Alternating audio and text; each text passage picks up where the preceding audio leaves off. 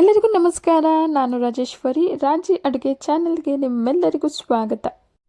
ಇವತ್ತಿನ ವಿಡಿಯೋಲಿ ಈರುಳ್ಳಿ, ಬೆಳ್ಳುಳ್ಳಿ, ಶುಂಠಿ ಇದೇನನ್ನು ಕೂಡ ಬಳಸದೆ ಬೆಳಿಗ್ಗೆ ಬ್ರೇಕ್ಫಾಸ್ಟ್ಗೆ ಅಥವಾ ಮಕ್ಕಳ ಲಂಚ್ ಬಾಕ್ಸ್ಗೆ ತುಂಬಾ ಸಿಂಪಲ್ ಆಗಿ ರುಚಿಯಾದ ರೆಸಿಪಿಯನ್ನು ಮಾಡಿ ತೋರಿಸ್ತಾ ಇದ್ದೀನಿ. ಕಡಿಮೆ ಪದಾರ್ಥಗಳನ್ನು ಬಳಸಿ ಕಡಿಮೆ ಸಮಯದಲ್ಲಿ ಈ ರೆಸಿಪಿಯನ್ನು ಮಾಡ್ಕೋಬಹುದು. ಬನ್ನಿ ಈಗ ತಡ ಮಾಡದೆ ವಿಡಿಯೋನ ಸ್ಟಾರ್ಟ್ ಮಾಡೋಣ.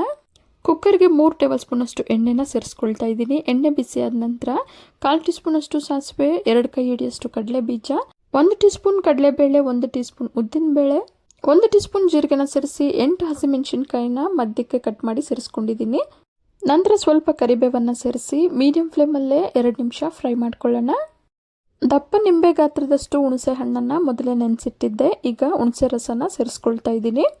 ನಂತರ ಅರ್ಧ ಟೀ ಸ್ಪೂನಷ್ಟು ಅರಿಶಿನ ಪುಡಿಯನ್ನು ಸೇರಿಸಿ ಚೆನ್ನಾಗಿ ಮಿಕ್ಸ್ ಮಾಡಿ ಮೀಡಿಯಂ ಫ್ಲೇಮಲ್ಲೇ ಹುಣಸೆ ರಸ ಎಲ್ಲ ಚೆನ್ನಾಗಿ ಬೆಂದು ಹುಣಸೆ ರಸ ಸ್ವಲ್ಪ ಗಟ್ಟಿಯಾಗೋವರೆಗೂ ಬೇಯಿಸ್ಕೊಳ್ಳೋಣ. ಹುಣಸೆ ರಸ ಚೆನ್ನಾಗಿ ಬೆಂದು ಸೈಡಲ್ಲೆಲ್ಲ ಎಣ್ಣೆ ಬಿಟ್ಟಿದೆ. ಈಗ ಇದಕ್ಕೆ 2 ಗ್ಲಾಸಷ್ಟು 20 ನಿಮಿಷ ನೆನೆಸಿಟ್ಟಂತಹ ಸೋನಾ ಮಸೂರಿ ಅಕ್ಕಿಯನ್ನು ಸೇರಿಸ್ಕೊಳ್ತಾ ಇದ್ದೀನಿ.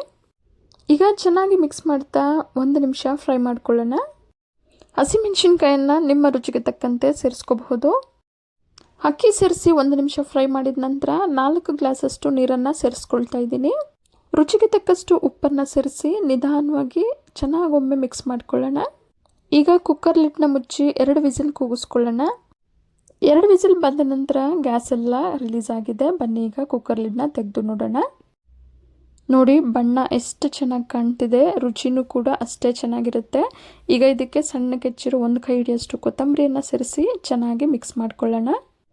ಈರುಳ್ಳಿ, ಬೆಳ್ಳುಳ್ಳಿ ಬಳಸದೇ ಇರೋದ್ರಿಂದ ದೇವಸ್ಥಾನಗಳಿಗೆ ಪ್ರಸಾದವನ್ನಾಗಿ ಕೂಡ ಈ ರೆಸಿಪಿಯನ್ನು ಮಾಡ್ಕೋಬಹುದು.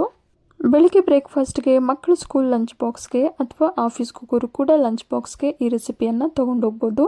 ತಣ್ಣಗಾದ್ಮೇಲೂ ಕೂಡ ರುಚಿ ಇನ್ನೂ ದುಪ್ಪಟ್ಟಾಗುತ್ತೆ. ಕಡಿಮೆ ಸಮಯದಲ್ಲಿ ಕಡಿಮೆ ಸಾಮಗ್ರಿಗಳನ್ನು ಬಳಸಿ ಮಾಡಿರುವಂಥ ಈ ರುಚಿಯಾದ ರೆಸಿಪಿ ನಿಮಗೆಲ್ಲ ಇಷ್ಟ ಆಗಿದೆ ಅಂದ್ಕೊಂಡಿದ್ದೀನಿ. ಇಷ್ಟ ಆಗಿದ್ರೆ ಈಗಲೇ ಒಂದು ಲೈಕ್ ಮಾಡಿ, ಹಾಗೆ ನಿಮ್ಮ ಫ್ಯಾಮಿಲಿ ಆ್ಯಂಡ್ ಫ್ರೆಂಡ್ಸ್ ಜೊತೆ ಶೇರ್ ಮಾಡಿ. ಮತ್ತಷ್ಟು ಸುಲಭ ಹಾಗೂ ರುಚಿಯಾದ ರೆಸಿಪಿಗಳಿಗೋಸ್ಕರ ರಾಜಿ ಅಡುಗೆನ ಸಬ್ಸ್ಕ್ರೈಬ್ ಆಗೋದನ್ನು ಮರಿಬೇಡಿ. ಇನ್ಯಾಕೆ ವೆಯ್ಟಿಂಗ್, ಶುರು ಮಾಡಿ ಕುಕ್ಕಿಂಗ್ ಅಂತ ಹೇಳ್ತಾ ಮತ್ತೊಂದು ರುಚಿಯಾದ ರೆಸಿಪಿಯೊಂದಿಗೆ ಮುಂದಿನ ವಿಡಿಯೋದಲ್ಲಿ ಸಿಗೋಣ. ಧನ್ಯವಾದಗಳು.